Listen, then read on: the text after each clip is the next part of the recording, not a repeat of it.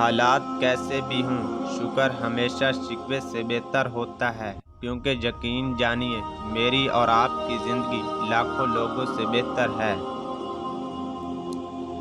جب تک ہم خدا کی ذات سے رابطہ اور تعلق استوار نہیں کریں گے، زندگی کی سلوٹیں بھی دور نہیں ہوں گی۔ مایوس مت ہوں، زندگی کہیں سے بھی شروع ہو سکتی ہے۔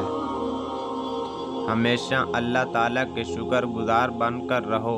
اگر ایک نگاہ تمہیں حقارت سے دیکھے تو مت بھولو کہ 100 نگاہیں تم پر رشک کرتی ہیں۔ نفرت کو 1000 موقع دو کہ وہ محبت بن جائے، لیکن محبت کو ایک موقع بھی نہ دو کہ وہ نفرت بن جائے۔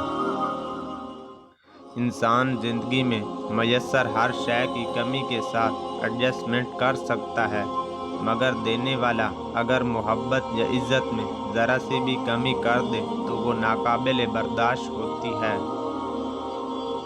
بعض اوقات منہ سے نکلی باتیں واقعی پوری ہو جایا کرتی ہیں، اور کچھ دعائیں بھی، بھلے وہ دیکھنے میں کتنی ہی ناممکن نظر آتی ہوں۔ چیزیں جتنی بھی ناممکن ہوتی ہیں اتنی ہی ممکن بھی تو ہوتی ہیں نا۔ حضرت علی رضی اللہ تعالیٰ عنہ نے فرمایا، سختی کے ساتھ تربیت کرنا ممکن نہیں۔ ماں باپ کے بنا ہماری زندگی تپتی دھوپ سی ہے، ہمارے والدین قوسِ قزح کے رنگوں جیسے ہیں۔ ہمارے لیے یہ نہ ہوں تو ہر رنگ پھیکا اور ہر منظر ویران لگتا ہے۔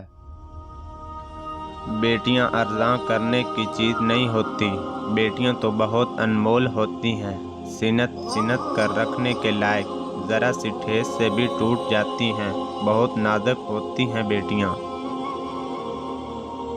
خواب جیسے سارے منظر دل کو باتے پھر بھی نہیں۔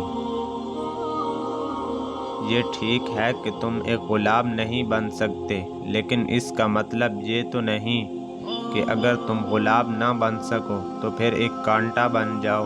یہاں ایک راز کی بات ہے، اور وہ میں تمہیں بتا ہی دیتا ہوں کہ جو شخص کانٹا نہیں بنتا وہ بالآخر غلام بن جاتا ہے۔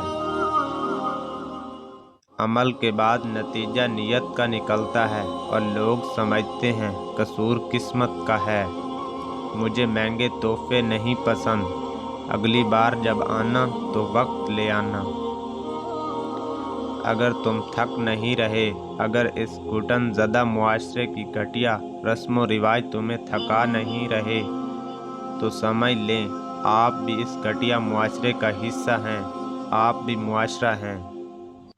وہ اپنے ہونے کا یوں بھی احساس دلا دیتا ہے، لوگ بھول جائیں تو زمین ہلا دیتا ہے۔